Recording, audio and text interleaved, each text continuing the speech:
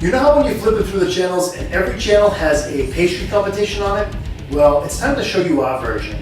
We've got the guaranteed winner right here. We've been hyping it up enough on our Facebook fan page. It's time to show you how we make cup steaks.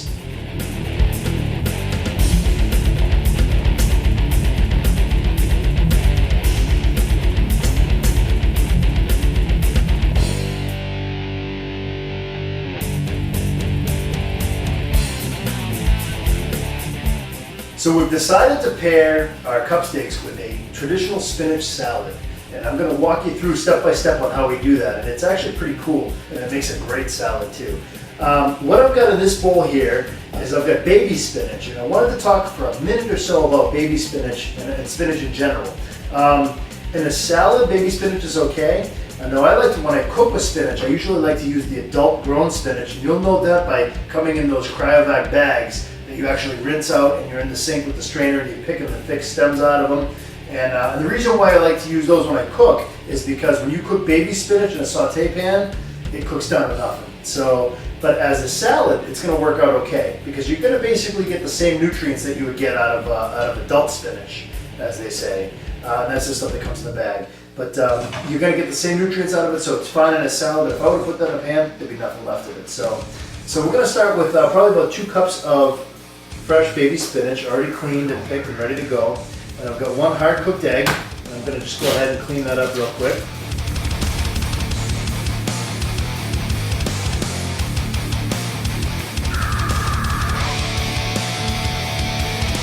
Put these slices in there, and we'll pop that right into the salad. Now, I've got some traditional garnish. I've got a few cucumbers. We'll throw them in there. I've got some cooked bacon, and this is cooked up ahead, probably about 2 strips of bacon cooked up ahead. We'll pop them in there. Some sliced cremini mushrooms, my favorite kind of mushroom. We'll throw them right in there too. And the coolest thing that we're going to do is we're actually going to have a honey mustard dressing. I've got a couple of tomato pieces quartered up in there too. And some red onion. You can't have a good spinach salad without some good hearty red onion. Like, now, so I've got that aside. I'm going to actually sprinkle a little bit of edge in there too. But one of the things I want to do now is I'm going to go ahead and I'm going to add into my little bowl that I have here, I'm going to make a honey mustard dressing. And I'm going to actually make it real honey and real mustard. Go figure. It's not something you're going to buy on the shelf. So I've got probably about, let's see, 2 tablespoons of mustard in there. I've got honey in there. And then we're going to add a good heaping teaspoon of spicy brown, or Dijon if you prefer. And we're going to mix that up in here. And that's really all there is to that. And I'll tell you something, in a spinach salad, there is no finer honey mustard than the raw ingredients themselves. Don't go buying those filler stuff, dressings, mixes on the shelves and pre-made stuff. When you can do this at home, and I'm telling you right now, and if you can get the whole seeds and wine, even better. Put a little of that in there. That is what I'm talking about. Now you toss that in with your spinach salad, it's going to be phenomenal. Alright, so now I'm just going to grab a pair of tongs, and what we'll do is we'll add, we'll drizzle that honey mustard, just like as if we were going to add salad dressing to it. And just drizzle that right on there. I'm sorry that you can't see the bottom of the bowl, I apologize for that. Bob's actually probably got a better shot over here. Now, let's just toss these ingredients right in there. Really get that love on everything. Oh man.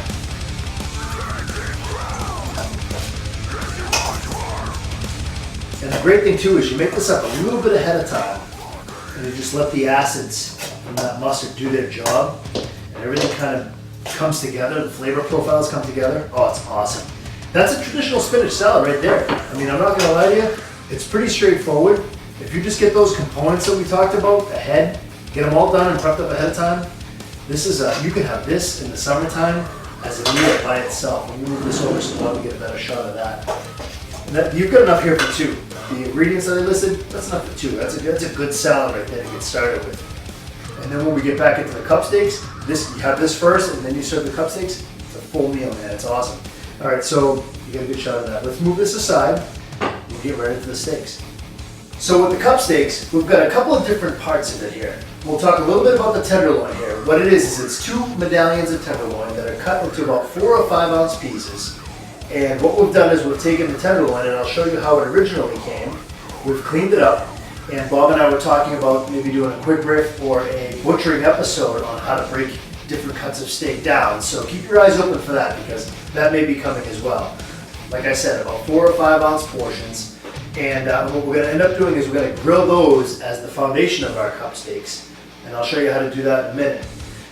Then we've got a couple of different potatoes that we're going to be working with here. We've got white mashed and we've got sweet. What we're going to do is we're going to mash them at separate different times. What we've done here is we've got the white mashed, and actually if you revert back to last season, we did a shepherd's pie episode that has the celery root mashed potato in it, and that would actually work really well with this. Or you can do a traditional white mash with butter, salt, pepper, maybe a little edge, garlic. But we've actually went ahead and mashed up some of that already. We're going to show you how to do the sweet potato, and I've got one whole sweet potato here. We're just going to go ahead and peel this down. Our water is just starting to come up now, so we're going to go ahead and get this thing boiling. But basically all I'm going to do is clean this up, and then we're going to boil it. But as I'm peeling this, I want to talk a little bit about where the idea came from. And it started out as a joke. We were kind of teasing a little bit, and with all of the, like I was saying in the opening, a lot of the different competition episodes on TV with everything, and we said, you know what, it really sounded pretty good. I said, so why don't we give it a try at the restaurant? And I actually had a very finicky guy as I made my rounds in the dining room and asked how everything was. We had a really finicky guy who said, you know what, I was skeptical to order it, and he said, but I'm glad I did. And that kind of made my night, and I was pretty happy to hear that, because he didn't know what to expect. It's really out of left field. Nobody would expect. You're not going to see this anywhere on anybody's menu. So we took it, we ran with it. It's awesome. So now I've got this. I'm just going to cut this into thirds. Now I got a good rolling boil here, and we're going to boil this until they're completely soft. Because, like I said, we're going to mash them. So I'm going to make sure. And I'm using the wrong knife. There we go. We're just going to split it and drop it right in there. We're going to let these things roll, and it's probably going to take about 10 minutes to get these things completely cooked. But like I said, you want to get them so you can mash them right up. So I've got the seasonings all ready to go. We'll let these things cook, and we'll get back into it. Let's take a minute to recognize the new band to the Anodized family, Desolate. You're checking out a song. This track is called Fortitude.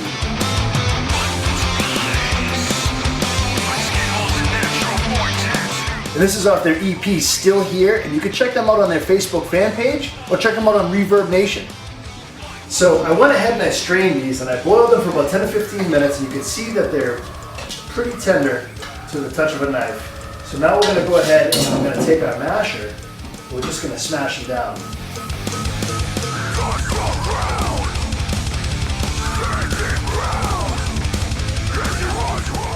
Now I want to add about a tablespoon of butter,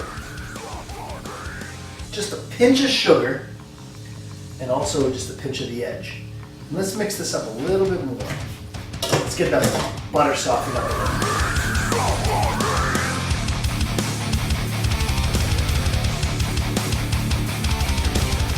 Now, we'll set this aside. So what we're going to do here is we're going to sprinkle both sides of the tenderloin with a nice amount of the edge here, probably about a teaspoon on each side.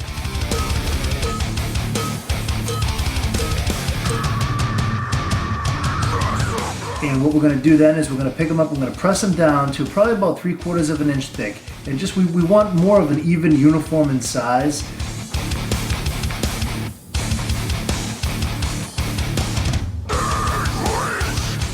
And then we're going to give them another little pinch of the edge there just for good measure. But we want to make sure that they're good and even in size. And what we want to do now is we're going to cook them over medium-high heat. And to cook them all the way, you could cook them to medium rare, would be about 120 degrees right in the middle with a meat thermometer. Or you can cook them for probably about 4 minutes each side. Now to get the good grill marks, the nice steakhouse marks, you want to turn them from, imagine it's at 12 o'clock, turn them down to 10 o'clock on the hours of a clock, the hands of a clock. Move them, you're going to give them from 12 o'clock to 10 o'clock. And then you're just going to let them rest again and let them sear up on that. And that'll give them a nice diamond cut crisscross marks.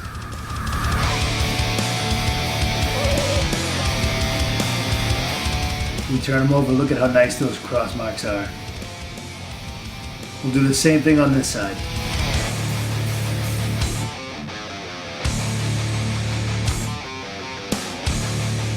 So you saw how nice these grilled up on both sides. So what we're gonna do now is we're gonna go ahead and lay them on a pie pan, and we're gonna finish these in the oven just so we can really look at the marks on that. Wow, that's beautiful.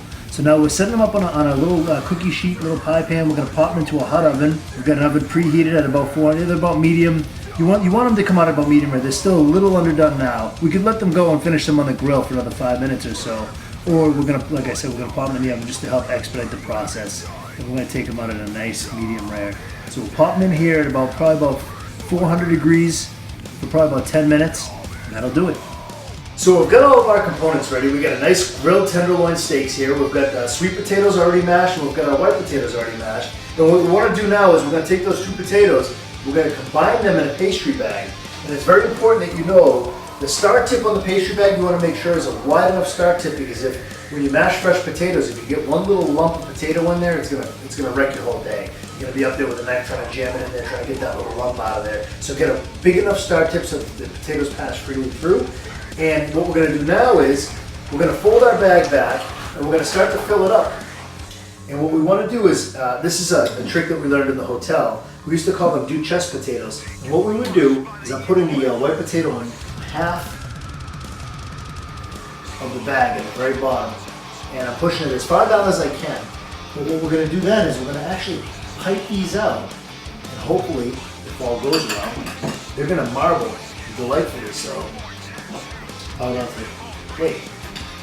And we used to actually pipe these out onto a hotel pan, and we used to bake them so they get a nice brown color, and we'd take a spatula to them and we'd put them right on the plate, and that was a really, really sexy presentation.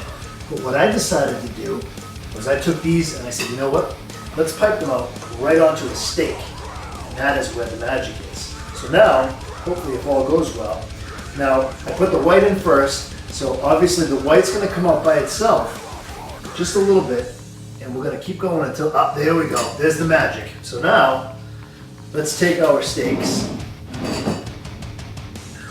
arrange them on the plate here, and we're just going to go ahead and make our frosting. Look at that. The greatest thing now is what we're going to do is, the great thing is you want to make sure that when the steak is cooked, you don't necessarily cook it all the way, because we're going to pop these bad boys back in the oven, and we're just going to brown them up so that the edges on this get nice and golden, and that's how we're going to serve it. And then what we'll do is after that we'll pair it with a nice fresh vegetable medley, and maybe garnish it with a little roasted pepper, and that's how we're going to finish it. So let's pop this into a hot oven, maybe 400 degrees, for just about 10 minutes. We don't want to cook the steaks much more, but we do want to brown that potato, so go up high in the oven. So I got the color I'm looking for on these guys. So what I did was I actually took a nice vegetable medley and I steamed it up ahead, and I'm just going to set this up on the show plate here. Then what I'll do is just a nice colorful melange of seasonal vegetables here. Then what I'll do is I'll take these guys and look at the color that's on them, and I put one on each side here. Now you can call these trendy, you can call them, you know, a fad, you know, whatever you like. I think it's kind of a cool idea. You're not going to see it anywhere. Then I took some roasted red peppers here, and these will be our little cherries for our cup steaks. And I'm just going to garnish the top like this. There we go, and that's how we're going to serve this. And we decided to pair a nice steak with a nice Merlot, the Velvet Devil. It's a 2010 from Columbia Valley. And one of the things that we found is it was really, really nice and dry, and it had a nice berry flavor, and it had a good strong finish, which is Merlot's my favorite anyway, but don't tell anybody else I said that. I thought it's going to pair well with the steak phenomenally. So thank you very much for joining us in our magic, our madness, and our mayhem. We'll see you next time.